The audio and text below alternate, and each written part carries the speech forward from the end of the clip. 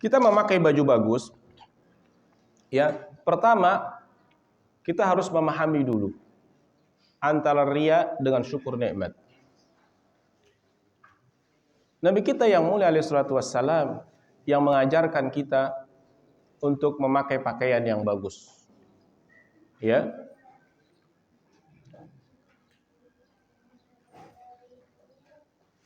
Apabila kita ke masjid, maka kita disuruh untuk memakai perhiasan kita.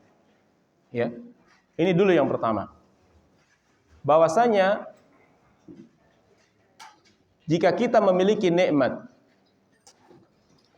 harta, makanan, maka bagi kita boleh memakannya, boleh menikmatinya.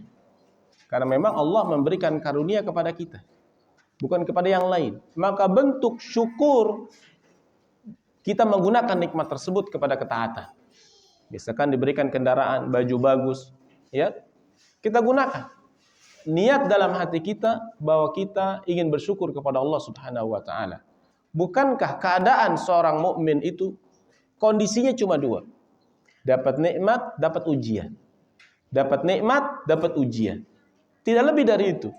Ketika dia mendapatkan nikmat, apa yang dia lakukan? Bersyukur. Ketika dia mendapatkan ujian dan cobaan, apa yang harus dia lakukan? Bersabar. Syukur dan sabar, keduanya baik. Keduanya baik. Bahkan kata para ulama, mana yang lebih besar pahalanya? Orang bersyukur atau orang yang bersabar? Kata para ulama, kedua-duanya. Kedua-duanya.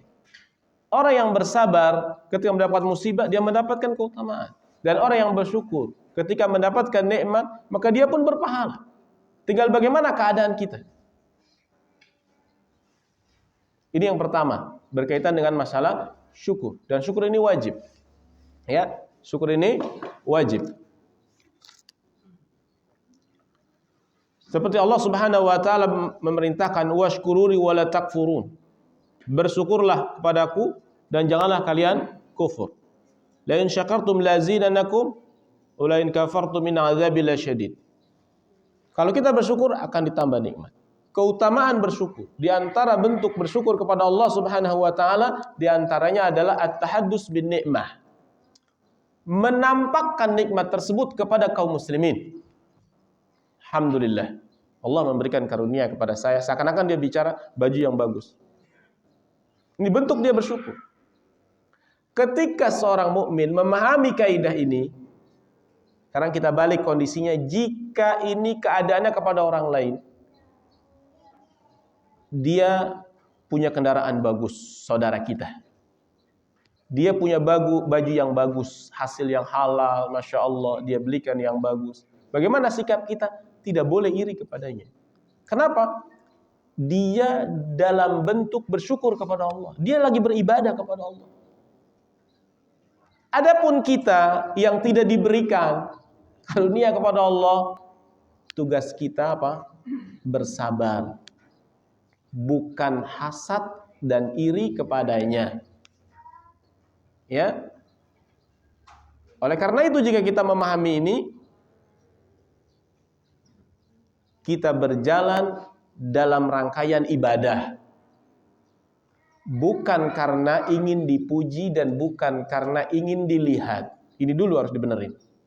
Maka jika kita paham ini, kita pakai baju bagus bukan karena riya, melainkan karena Allah Subhanahu wa taala memerintahkan kita untuk at-tahaddus bin ni'mah. Ya. Bisa dipahami. Jadi harus dipahami dari sisi pemahaman itu. Yang berikutnya, seseorang yang meninggalkan ibadah karena dia takut riya, maka kata para ulama, dia adalah orang yang riya. Ya, dia nggak mau pakai baju yang bagus, padahal di lemarinya banyak. Dia pakai hanya baju yang compang-camping. Dia bahkan nggak mau pakai baju, mau telanjang aja udah, biar kelihatan susah. Ya, benar atau tidak? Iya. Ini dia adalah riya. Kenapa? Dia meninggalkan amal karena takut riya. Dia nggak mau sholat berjamaah. Kenapa? Saya sholatnya di rumah aja. Takut riya. Maka dia pada hakikatnya riya. Bagaimana sikap kita? Jalan terus. Ada terbersit di hati kita, riya, godaan syaitan. Jangan berpaling. Itu hanya selintasan dan ini nggak apa-apa. Karena manusia tidak ada yang selamat dari itu. Dia lawan. Fokus saya ibadah. Paham? Bisa dipahami? Nah, udah itu dulu dipahami dua itu.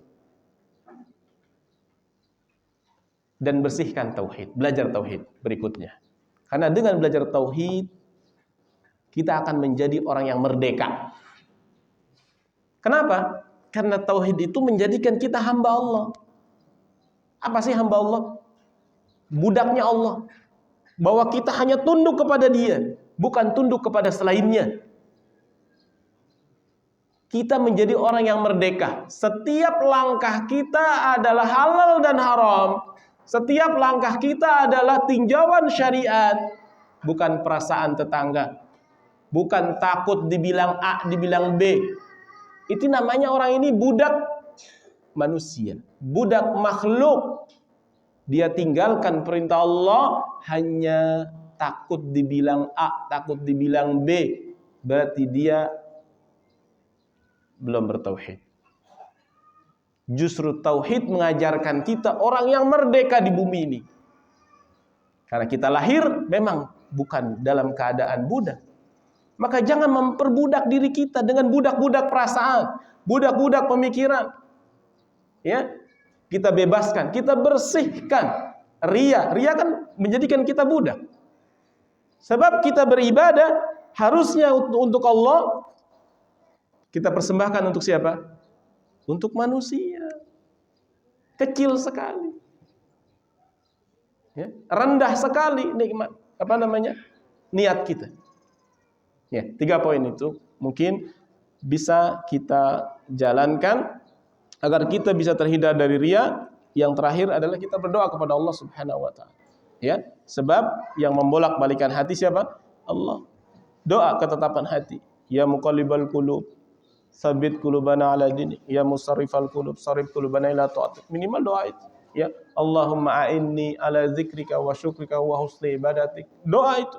Ya Allah bantulah aku agar aku bisa menyebutmu, mengingatmu, agar aku bisa bersyukur kepadamu, agar aku bisa beribadah yang baik kepadamu, di antaranya bertauhid kepada Allah. Doa, karena Allah Subhanahu wa taala yang memberikan taufik dan hidayah kepada kita. Doa kepada Allah, ya. Makanya tauhid mengajarkan kita ya bergantung kepada Allah Subhanahu wa taala. Nah,